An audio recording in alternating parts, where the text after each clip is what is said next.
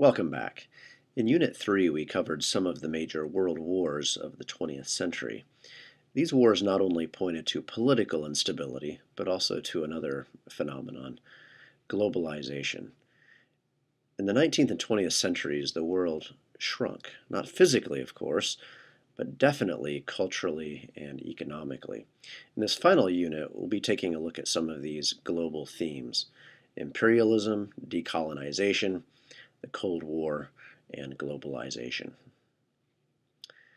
The trajectory of a shrunk, integrated, and less divided world actually began in the mid-19th century with the intensification of imperialism. The man that you see before you is Cecil Rhodes. His father was a Church of England vicar who was proud of never having preached a sermon longer than 10 minutes. He was a sickly child, suffering from tuberculosis. He then moved to South Africa, hoping to improve his health. He arrived in 1869 at his older brother Hubert's cotton farm, but instead of farming, Rhodes became caught up in diamond fever. Over the next decade, Rhodes commuted between South Africa and Oxford in England to earn a university degree. At the same time, he amassed a fortune in diamonds by forming partnerships and staking claims. How's that for a productive college career? Over the next 17 years, Rhodes succeeded in buying up all the smaller diamond mining operations in his region. He founded De Beers in 1888, and just 1 year later, his monopoly of the world's diamond supply was sealed through a strategic partnership with the London-based Diamond Syndicate. Together, they agreed to control world supply to maintain high prices. By 1891, he owned 90% of all the diamond-producing mines in South Africa. His investments in gold mines did just as well, and he became one of the richest men in the world. Besides being a shrewd businessman, Rhodes was also a dreamer who wanted to unite the world under an Anglo-Saxon empire. He was pro-English, of course, but anti-German, anti-Irish, and anti-Catholic. He considered the American War for Independence to have been an enormous tragedy because of the way it divided English-speaking peoples, and he hoped that the English, both in Europe and America, would eventually reunite. In his Confession of Faith, written in 1877, Rhodes cast his vision of an empire that included Africa, South America, the East Asian coast, most of the Holy Lands, and the South Pacific Islands, all ruled by the English. Rhodes sought to build this English empire in several ways. In Africa, he tried to create a continuous land route from Cape Town to Egypt, which eventually worked as Egypt came under control of the British in 1882. Rhodes promoted his plan for the Cape to Cairo route as a means to strengthen the British position in two critical locations in Africa, and also as a way to provide work for England's unemployed and underemployed. Rhodes also founded the white-dominated state of Rhodesia, which is now called Zimbabwe. Rhodesia, of course, is named after Cecil Rhodes himself. And Rhodesia was very quickly dominated by white authorities, not the least of which was Rhodes himself, and native peoples were stripped of their land. The native, he said once, is to be treated as a child and denied the franchise. We must adopt a system of despotism in our relations with the barbarians of South Africa. He also fought the competition, that is, the European competition. He battled Germans who were beginning to encroach when they annexed Namibia as a colony. He also fought Afrikaners, who were kind of entrenched Dutch Calvinists who had been settling the region of South Africa for centuries. Rhodes tried to use his money and his power to overthrow the Afrikaner government. He won most of these battles against Africans and Europeans alike. By the 20th century, Rhodes was a powerful and imposing figure. As you can see from this cartoon sketch of Rhodes, he was a powerful British white man standing astride all of Africa. As you work your way through this unit's readings, you'll discover that Cecil Rhodes in Africa represents European imperialism and the intertwining of money, race, religion, and nationalism. Throughout this unit's material, you're going to be reading about the economic greed, the Anglo-Saxon racism, the Protestant faith, and the nationalistic zeal of folks like Cecil Rhodes, as well as the horrific destruction of native cultures that resulted. Here's just one visual representation of these impulses. The title is Thus Colonized the British, and as you can see, an African man is trapped and helpless, being fed through a giant press.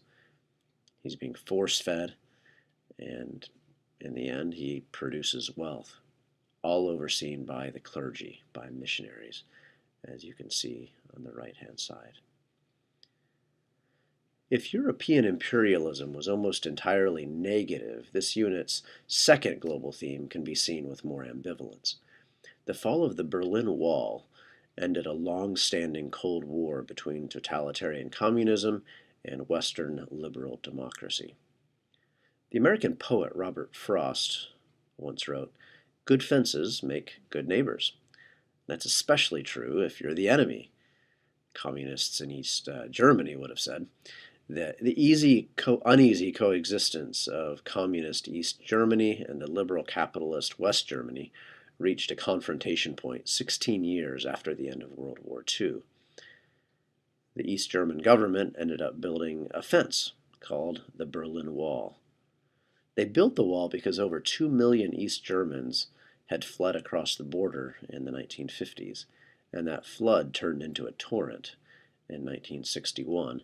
And so the wall was erected to keep skilled workers inside East Germany. It consisted of 90 miles of concrete slabs and barbed wire. It cut through neighborhoods, streets, and railway lines. It cut families in two. Now, passes could be authorized for holidays and weddings and funerals, but long lines through checkpoints made things difficult. Those who tried to escape were gunned down from watchtowers. In 1963, President Kennedy visited West Berlin, and in a prominent speech, he sided with liberal democracy, with the West. There are some, he said, who say that communism is the wave of the future. Let them come to Berlin. So with this quote, he's taking sides. He's proclaiming the ideological divide. He's also claiming all of Berlin. He's proclaiming solidarity. I, too, am a citizen of Berlin, he told them. All Berliners, he's suggesting, want freedom. Now, it would take another 3 decades until signs of freedom actually began to arrive. In the 1980s, Hungary began to allow East Germans to emigrate to West Germany through their borders, then angry demonstrations against the head of the East German state. Then the new government finally opened the wall on November 9th, 1989. The toppling of communism had begun, and the eras of imperialism and Cold War, won by democratic institutions, by open markets, and civil liberties, seemed to be over. At roughly the same time, the rest of Europe was removing figurative walls. In 1992, the Single European Act removed all tariff barriers that limited movement and trade. European nations also began to form the European Union. Europe also began to move to a unified defense system, a common social and economic framework for their policies. In 2002, it adopted a single currency called the euro, and by 2014, there were 25 member states in the European Union, including several from East Europe. Even the United States began to embark on a closer economic relationship with the European Union as American companies entered into partnerships and joint ventures with European companies. There were very positive aspects of this globalization. Someone in America can be eating Japanese noodles for lunch, while somebody in Sydney, Australia is eating classic Italian meatballs for dinner.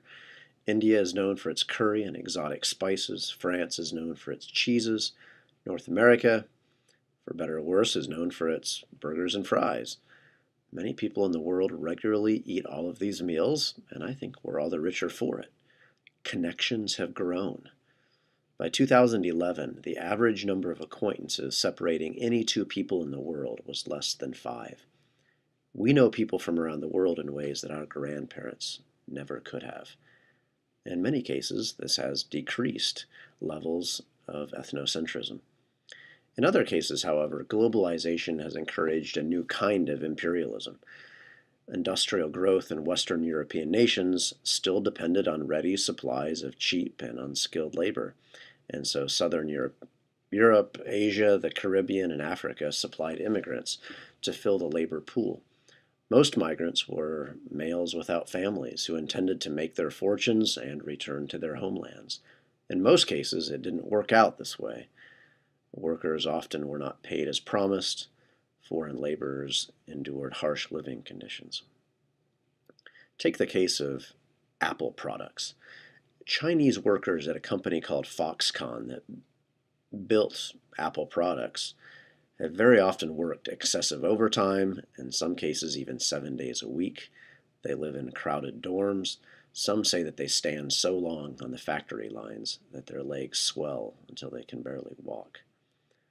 Underage workers are used, and company suppliers have improperly disposed of hazardous waste. They've falsified reports. In 2010, 137 workers at an Apple supplier in eastern China were injured after they were ordered to use a poisonous chemical to clean iPhone screens. Elsewhere, 2 explosions at an iPad factory killed 4 people and injured 77. Before these blasts, Apple had been alerted to hazardous conditions inside the plant.